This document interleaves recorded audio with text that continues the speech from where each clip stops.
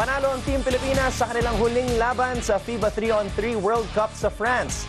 Nasungkit ng Team Pilipinas ang kanilang pangalawang panalo sa tournament matapos pabagsakin ng El Salvador sa score na 21-14. Bumida para sa mga Pinoy sina Kiefer Ravena at Jeron Teng na gumawa ng tig 7 points, habang naka 3 points naman si Kobe Paras.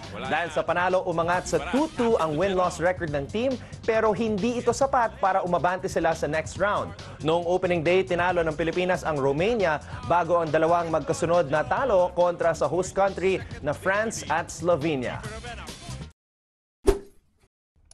Hi guys, keep watching The Score for the latest sports updates and don't forget to subscribe to the ABS-CBN Sports in Action YouTube channel.